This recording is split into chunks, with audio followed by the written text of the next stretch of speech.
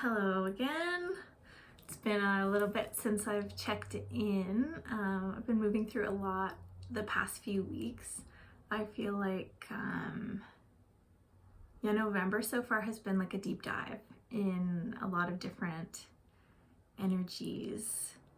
But what I've really been called to focus on and what I've really been working through the past, I would say 2 weeks, 3 weeks, is really like the feminine energy principle and like going deeper into the spaces where we still need healing both individually and collectively around our feminine energy. So yeah, I'll just like do a quick plug for this book that I got introduced to actually through a YouTube video. So I'll also link the YouTube video because I think it's a really good sort of primer into the space where we can really dive into the feminine wounds and how they show up in our lives and sort of what the excavation process is like. This book is about 30 years old at least.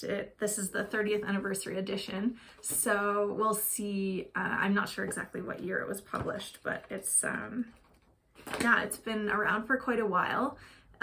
The actual title, I probably would not have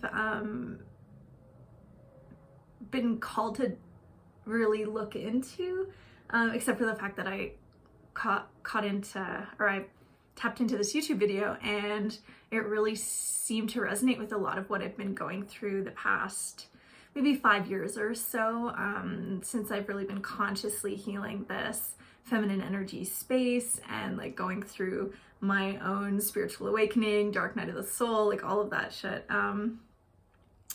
And so for me, I'm very much, part of my experience here is directly connected to reawakening the feminine energy principle. And as I've said before in previous videos, if you aren't new here, balancing out the masculine and the feminine energy principles, because we've been in a space where the patriarchal sort of understanding of things, like the patriarchal principle, the way that we engage with the system is very much erasing the feminine, wounding the feminine, discarding the feminine energy as a means to prop up the distorted masculine idea of power, of safety, of stability, whatever, right? So as we learn to awaken this feminine space, it's really what is required to dismantle this distorted masculine energy within and without. So that's very much been a part of my journey. And it hasn't been an easy one. It's been one that has very much been, thrust upon me at various points in time from this, human experience. I do firmly believe that there is an aspect of ourselves that chooses our experience before we come here. And I've said before too, I am just doing my best to interpret the world around me. I don't claim to know everything. I don't claim to know how all of this works really. I just know how it has made sense to me in my own awakening, in my own journey, my own experience. So as always, take what works for you, take what feels relevant for you. But if something doesn't work, if something doesn't fit, if something doesn't feel relevant, like don't worry about it. It's not for you, or it'll come to you in a different form, in a different way, through a different tool, through a different medium. Like really doesn't matter. I believe that we come across whatever it is that we are needing to or desiring to come across at the right time. As the saying goes, it's like, when the student is ready, the teacher appears. And that is the way that it has always worked for me and continues to work for me, as is evidence with this book. So the book is called The Heroine's Journey. And a lot of us, especially those of us who are into the tarot and also like mythology in general, know of the hero's journey, of the hero's quest. The major arcana in the tarot is sort of one aspect of the way that journey is depicted. Although I do believe that in the tarot it's less focused on the masculine journey and sort of focused a little bit more on both. But there is, I can't remember what his name is right now. I'm just coming up with James Cameron, which is not the case. That is the director. So I'll put it in the comments or in the description box below once I figure it out.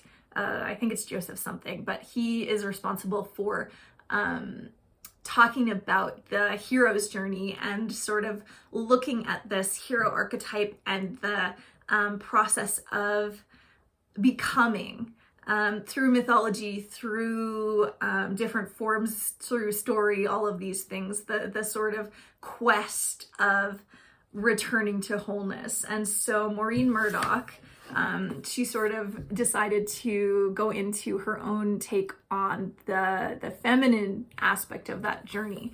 And it talks a lot about, woman and woman's quest.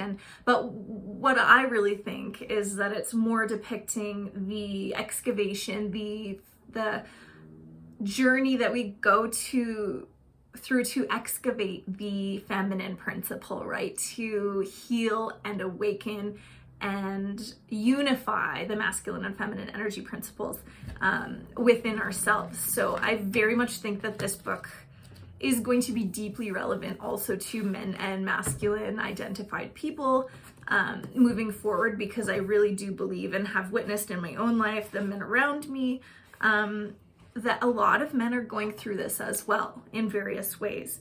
And I'm just trying to find, so here's sort of the breakdown of the heroine's journey.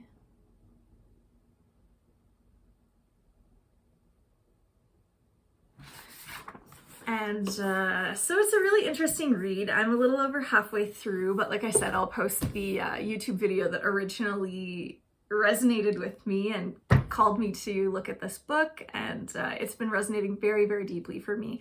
And yeah, so if you feel called to do that, that's great. So what I'm actually going to do today is tap into the feminine energy space from both the masculine and the feminine perspective.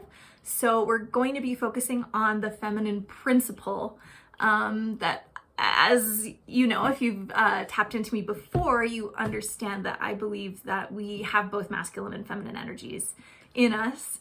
But a lot of us are operating off of wounded and distorted aspects of those principles. And I believe that that is responsible for a lot of the ways in which we have difficulties in the physical world. And so a large part of our healing perspective and our healing journey has to do with understanding and excavating these parts of ourselves from the wounded version. So healing the wounded and balancing out the masculine and feminine, the light and the dark aspects, so that they work for us, through us, to really embody our creative force, our full creative force, and understanding our own individual power and the way that we engage with the world and the physical world, and how, our energies directly connect to and create through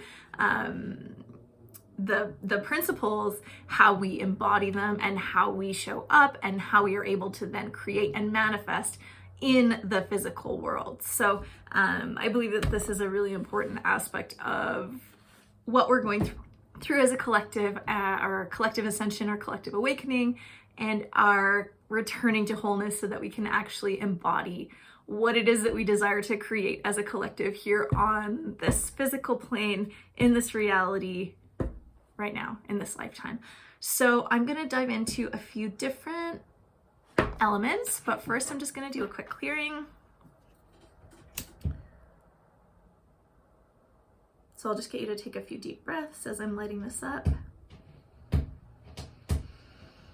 And if you can, just focus on breathing into the heart space. You don't need to fix or change or alter your breathing. Just sort of see if you can get a little bit more present, even 1% more present with it, and try and focus right here in the heart space.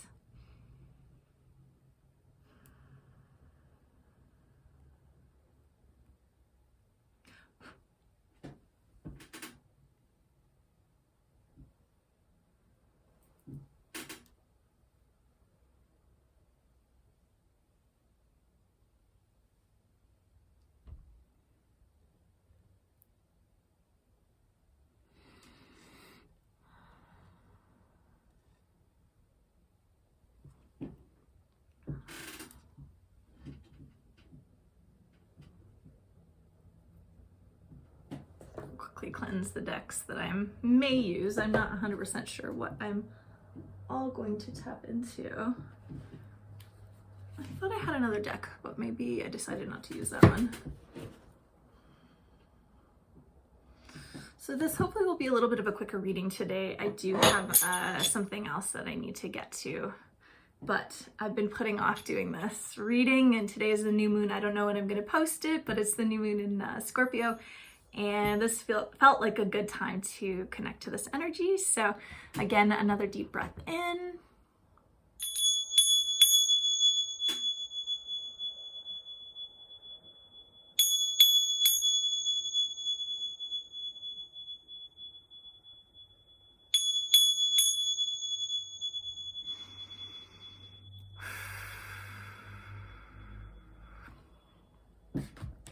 Okay, so I don't know exactly how this is going to go, but we'll just start pulling some cards and see what happens. So I'm going to get just a quick energy. Let's just see what comes out. All right, first card that came out, Three of Pentacles. So what energies are we looking at in this reading?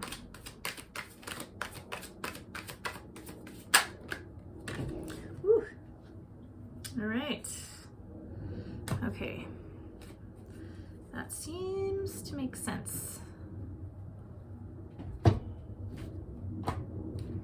Okay, I'm gonna tap into this Starseed Oracle. I haven't felt drawn to this deck in a very long time, so we'll see if there's anything relevant that wants to come out for this reading. Is there anything that we need to know, this collective here in this space today? What energy do we need to connect with today?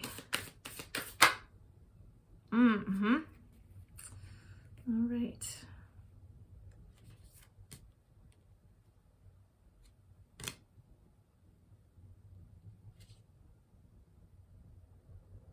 Okay, I think that's it. Seems to be very relevant with what I've been experiencing as well. So what came out first was the Void.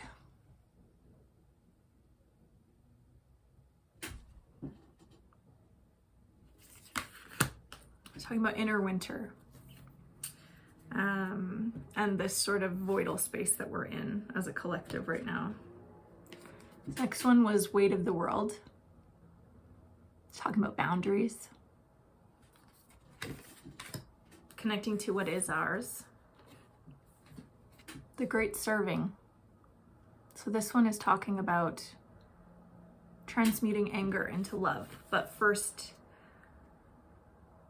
understanding, right? Being honest, connecting to that Mars energy, which is the masculine energy, the anger, seeing conflict, seeing anger come up in the physical world, especially. We're really seeing that in a lot of spaces, in a lot of ways right now, and learning how to feel that and really soften to it, to soften to that, what is trying to teach us, what is trying to show us, and also allowing us to transmute that through love, through the heart space. That brings me, or actually I'll talk about this one first. So this is talking about the new earth, and you can connect with that concept in whatever way makes sense or feels good for you, but I do believe that there is a transition that's happening on this planet right now, and the frequency of what it is that we want to call in, what it is that we want to create, what it is that we want to step out of, is what I consider to be the new earth. You know, like what it is that we want to, we were born into this experience, and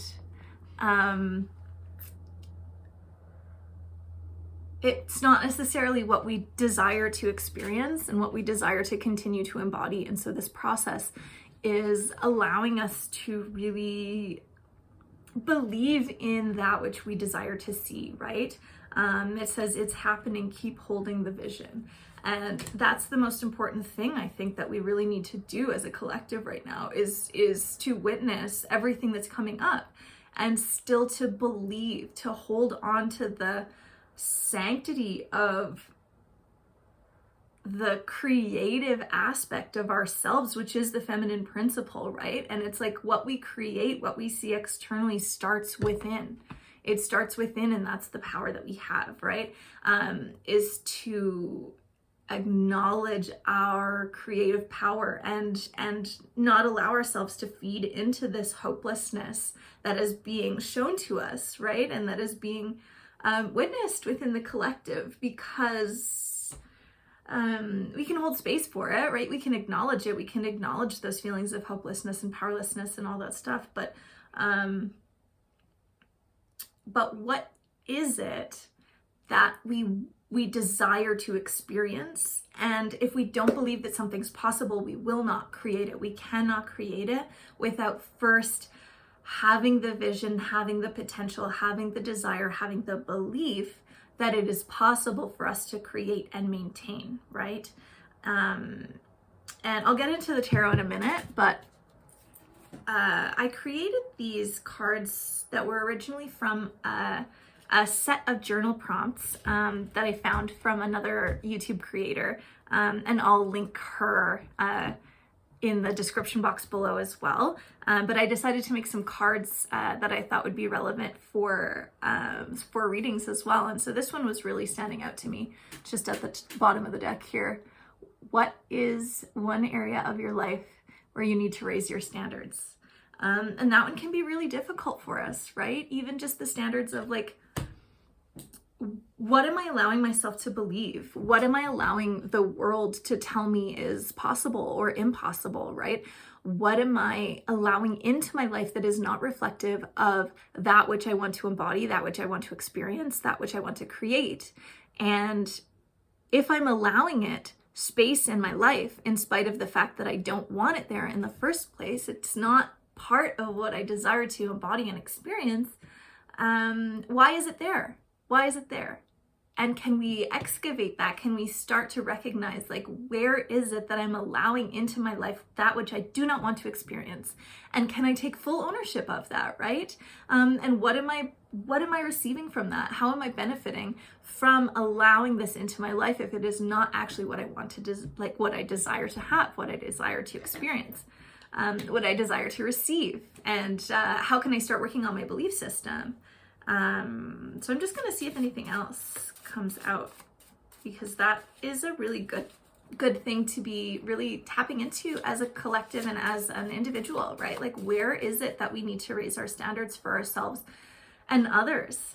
And where do we need to raise our standards in terms of what we believe is possible? Yeah, here you go. So this is what else came out. And that's very much relevant with what I was just saying. How does being realistic sometimes become a shield for staying small, right? How is it that our desire to be realistic, which is often more of the idea of like trying to avoid disappointment, trying to evade, desiring something that we don't actually believe will come to pass, right? We don't want to disappoint ourselves. So something outside of what we believe to be realistic, what we believe to be possible, what we believe to be true, is seen as delusional. But oftentimes, in order to create something which is outside of that which we have already seen, that we have already witnessed, is the only solution is to become a little bit delusional. And not because it's not possible, but because we haven't seen it before. And so if we want to create from something, if we want to create more of the same, then our belief system has to stay the same. If we want to create that which we have not experienced before, we need to shift our perspective on what is possible, right? Because otherwise, we will not be able to create anything other than that which we have already experienced. Delusion is a part of the process, and it's a key part of the process. So where are you trying to protect yourself from being delusional, from believing in what you actually truly want to embody and want to receive, right? And that's something that we all have to tap into and connect with and see, like, where am I trying to protect myself with my realistic beliefs? And is that really serving me? Because sometimes it is, right? It's not about chastising ourselves or shaming ourselves. It's about recognizing, like, how is this serving me? And is this still serving me? Is this continuing to serve me? Or is this something that, like, was serving me at one point in time and it is not any longer, right? And that's, those are the questions that we have to ask ourselves all the time. But when we're in this space of not witnessing ourselves, not being honest with ourselves, not being vulnerable with ourselves, about how we really feel, and like where we're really creating what it is that we don't desire to receive, what we don't desire to experience, that is when we trap ourselves in more of the same, right? And we can have more than that. We can do better than that, right? But we have to be willing to be vulnerable with ourselves. And that was really something that I felt called to talk about. So I've been having a lot of interesting conversations with some men in my life recently. And I was talking with my sister's partner the other day about vulnerability. And it was a part of a larger conversation that we were having. It was a really, like, a good conversation for both of us, I think, in various ways. And I think a lot of men, especially, I mean, a lot of people right now in general, are really coming face to face with a lot of questions around productivity, around work, around, we're diving deep into, like, what our productivity looks like, what our employment looks like. I know a lot of people are sort of going through rocky times in terms of figuring out what it is that they want, having difficulties finding work, going through various challenges, losing jobs, losing stability, all those things, and needing to come face to face with, like, what is it that I want to build in my life? If I don't have this structure that I already built, if my structure has collapsed, if my foundation has collapsed, what is it that I want to create? What is it that I want to experience? What is it that I want to embody? My God. Everybody's been talking about Mercury retrograde, which I try not to really tap into too much, but yeah, when it comes to speech and when it comes to being understood and communication, it can sometimes be really difficult, and I'm feeling that today, so bear with me. So I also just pulled this from this other deck that I have used before, and I probably will tap into it as well. I'm just trying to get a little bit deeper into really, like, learning some of the stuff that I don't really know as well with tarot, because I'm more of an intuitive reader, but I'm trying to get more tapped into the literal meanings, the astrology behind it, stuff like that. So I made these, like, flashcards, and I also feel called to use it as a deck sometimes as well. So from that, the star came out, which is it's my card. I'm an Aquarius, and yeah, so it's a air card, Aquarius card. It's associated with the number 17, which is also in numerology, it breaks down to 8, which is sort of talks about infinity, the giving and receiving, the balance between the masculine and feminine, the structure. And the cool thing about these, they have a little affirmation on them, and the affirmation is part of a tarot app that I use that has sort of an affirmation that they connect to different cards. And so this one says, "When all is lost, my hope still shines like a guiding star. I will follow it." So it's talking about hope, faith, rejuvenation, a guiding light, nurturing hope to move forward. And that's exactly what I've been speaking on, right? Like, just the idea of really nurturing our faith that something other than what we've experienced is possible for us to create. And it's only possible if we believe it to be so, right? Like, we are limited by our perception of what we think is possible. And we can look at that in the most basic, literal sense, the most grounded, physical sense, right? Where like we're not going to move towards things that we don't believe we're worthy of receiving. We're not going to go for the job that we don't think that we're going to get. We're not going to go for the partner that we don't think we're going to, that we're worthy of. We're not going to actually take inspired action towards that which we desire if we don't believe that the outcome that we would like is possible, right? So we have to work on our self-concept, we have to work on our belief, we have to work on all of those things, right, in order to actually move forward. That's the basics of manifestation from like a masculine perspective, right? If we don't even look at anything else, the woo esoteric aspect, which I love, I love to tap into it, but manifestation is actually something that is very grounded. It is very grounded, and it has to do a lot with just like what we believe to be true about ourselves, about the world, about everything, right? And yeah, we can challenge our belief system in a lot of different ways, and it can be really fun to tap into those more esoteric, less tangible things.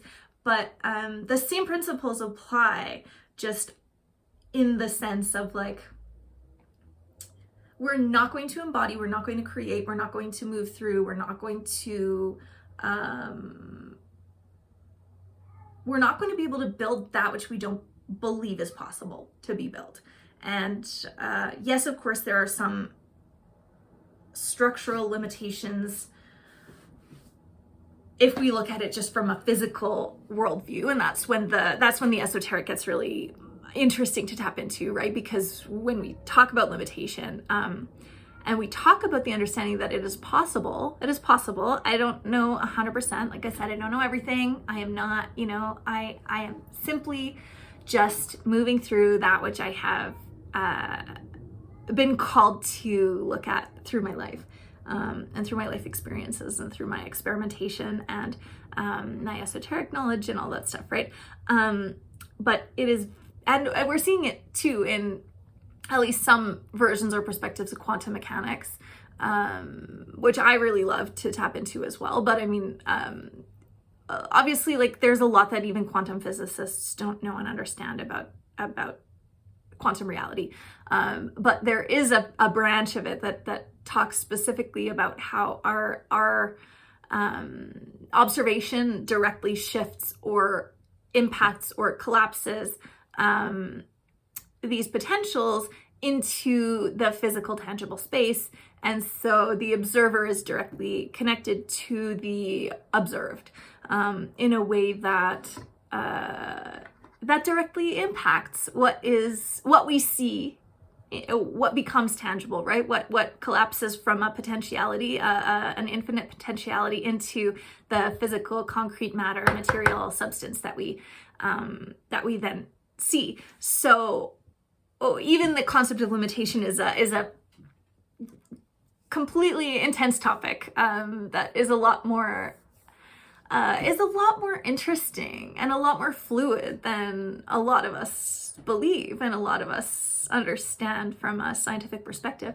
But anyways, I digress. I don't know exactly what where I was going with that, but yeah, we can have some limitation, right? And we have some things that we need to maybe move through, some physical real world challenges that we need to move through in order to work through those self-concepts, in order to have mirrored back to us that which we're creating, all of that, right? So there is an element of limitation. Our desire and our ability to create and co-create is not instantaneous. And it takes some work, it takes some inspired action, it can take some, I do believe that to a certain extent, collapsing timelines, quantum leapings, absolutely possible. But what that looks like and how that feels and how we move through that process linearly and in a way that makes sense to our linear understanding is complex. It's complex. And it looks a lot different than maybe just an instantaneous, I believe it, and then I see it, right? It becomes a little bit more of a process than that. But I do still believe it's possible. Creating and aligning the material with the immaterial, or the immaterial with the material, changing what limitations or belief of limitation we have in the physical world is part of this experience, right? But we also do have to do it in a way that makes sense for our linear mind. So hopefully that made sense to somebody. I'm just kind of going off on a tangent, and it probably didn't make a lot of sense. But anyways, so I'm just gonna tap into these tarot cards. So what we got is, like I said, the Three of Pentacles, Queen of Swords. It came up in reverse, but I'm not sure if I'm going to take it in reverse yet or not. The Fool.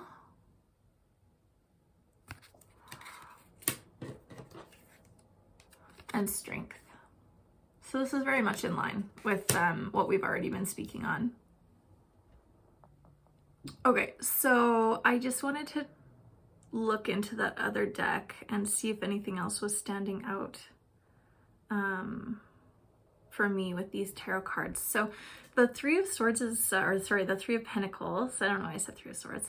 Three of Pentacles is talking about collaboration and coming together to complete a larger task. And I think that's what we're being asked to do as a collective right now. And we're starting to find the people where we're able to start building, right? We're able to start really looking, because when we're thinking and talking about delusion, the idea of delusion is often based on what it is that we are understanding from a collective space, right? What is possible within our communities, in our society, what the dominant architecture is telling us is possible, and that's going to impact the relationships that we have, the types of things that we build, the type of community spaces we have, the type of belief systems, the limitations, all those things. They're directly connected to our communities, right? And so there are, I think, more of us coming together where we're starting to understand that we have the ability to create things that we desire to see, but we need to do it together, right? We need to do it together. We need to start questioning what it is that we are working towards and what we're building and what we're valuing, right? What is it as a society that we are deciding to place value on? And how is that directly impacting what it is that we are building in our society? How do we focus our intention and our energy into the spaces that we want to see? And we do that through community. We do that through encouraging each other to do that. We do that through even building these spaces online, right? Building communities that allow us to explore these perspectives, that allow us to hold and embody these dreams, these ideas, and encourage each other to move towards those things, right? Like, how is it that we want to build the communities that we want to see, right? Are we contributing to society in a way that we want to see, we want to build? And if we're not, how do we start building communities that allow us to do that, that allow us to be encouraged to share our skills and knowledge and our gifts, to start building that which we want to see, right? And the reason that we need to do that, yes, we can do it ourselves, right? But even just from an imagination perspective and an energetic perspective, what we build and what we create through our intention and through our imagination, it gets amplified the more of us do it, right? That's why group meditations are such an amazing thing. They're such an amazing tool, because when we have a group of like-minded people that are working towards and putting their intention into the world together, that is when we are able to build and amplify the intention, right? Build and amplify the intention, and build and amplify the inspired action that we're taking towards those things. All right. And then let's see, the Queen of Swords. And I think I will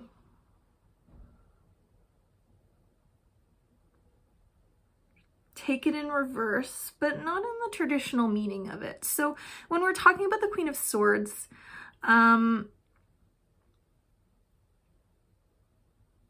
it's talking about complexity. It's talking about perspective. It's talking about using mental energy, right? Using the feminine mental energy.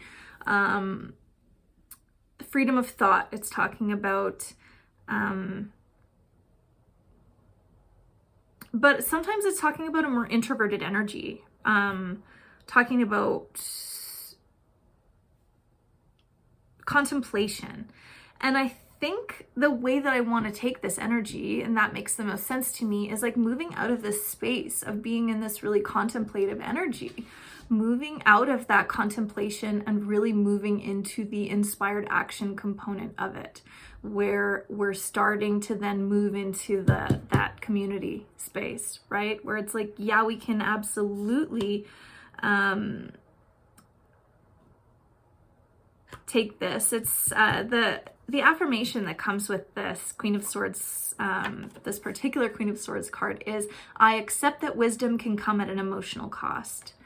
And to me, I think it seems like we're trying to balance out those things, right? So this is sort of the feminine intellect, the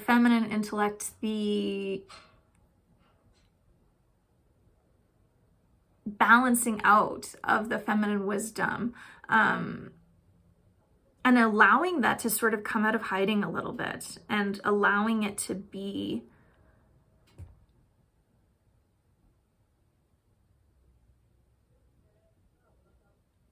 building towards, I don't know how to articulate this energy quite, but hopefully that makes sense a little bit.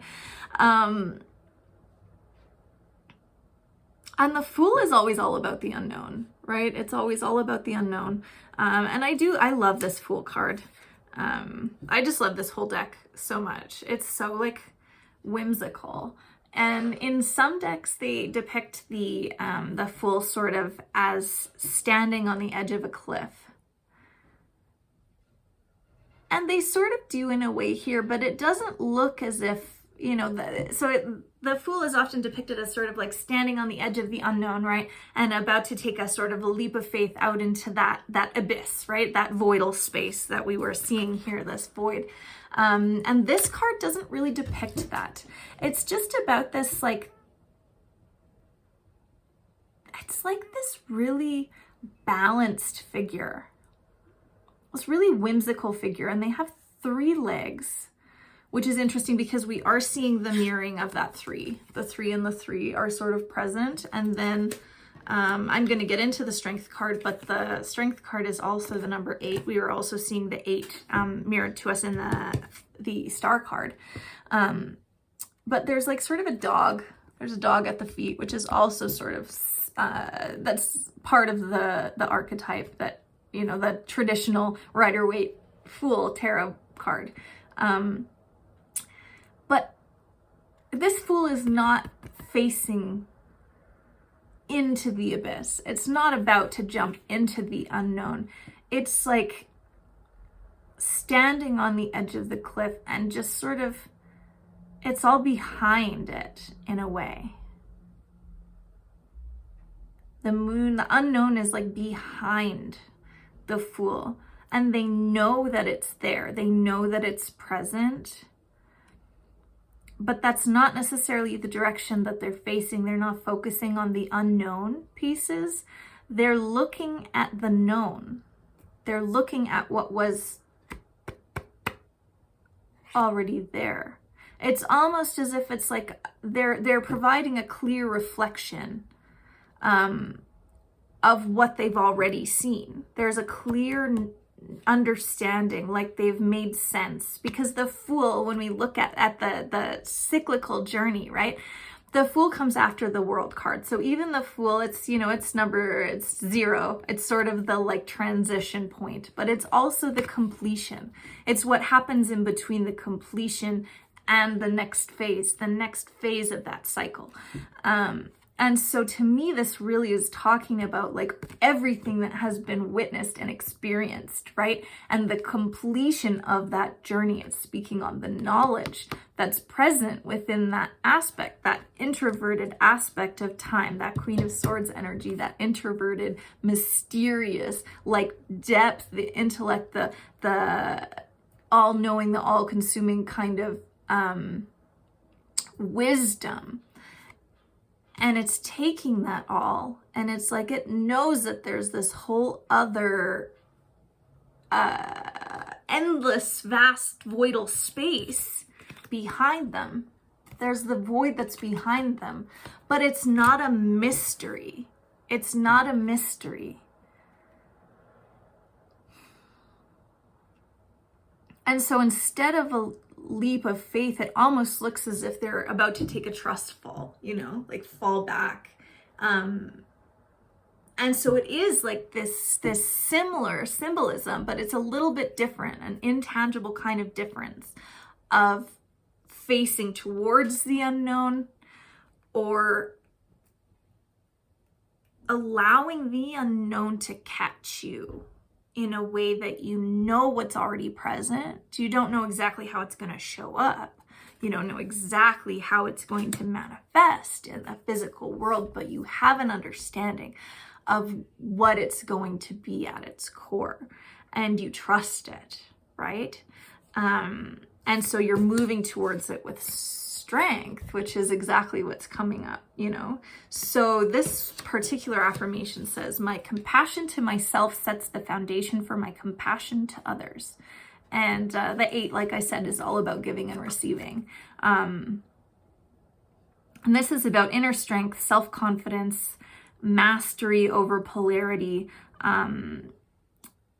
inner power, and knowing and trusting self. So that's exactly it. That's exactly what I was trying to say with the Fool, right? Where it's not about, it's like the Fool in certain contexts is all about that like unknown, the start of the journey, the like naivete, the like the not knowing what you're jumping into, but just being like la la la la la, like it's fine, I'm jumping into the unknown, right? But it's like the Fool now is talking about this like self-mastery, this mastery over these parts of self, becoming so brave within the self, talking about the inner strength, the confidence that we've built in ourselves, the understanding. So it's not coming from a naive place, and that's the difference. It is not coming from a naive place. It's coming from trust, a foundation of trust in the unknown, in ourselves, in each other, right? That we didn't previously have, but that is required. So it's like the fruits of this cycle that we've been through, right? We've been through all this shit. We've been through the journey, right? We've been through the journey, and if we can tie it back into, I've got this all piled up, but like tie it back into this heroine's journey, right? It's like when we look at it, if I can pull it back up again, when we look at it, the end of the cycle is the integration of the masculine and the feminine. And then it says that we go back into separation from the feminine in the cycle, but that to me doesn't really feel relevant. It's about the integration. And if you've been here present through these other readings that I've done, it really is, we're showing this like level of completion, this level of inner harmony, this level of inner integration, that we've built a foundation on.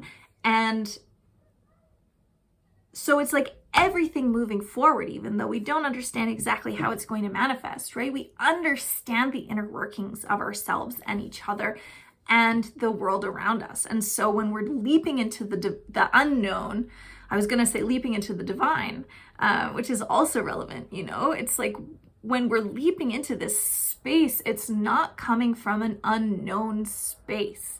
It's coming from wisdom. It's coming from clarity. It's coming from a base foundation of trust and strength and like strength also speaks on. So this card always depicts the feminine principle, and the beast is sort of, I think, supposed to be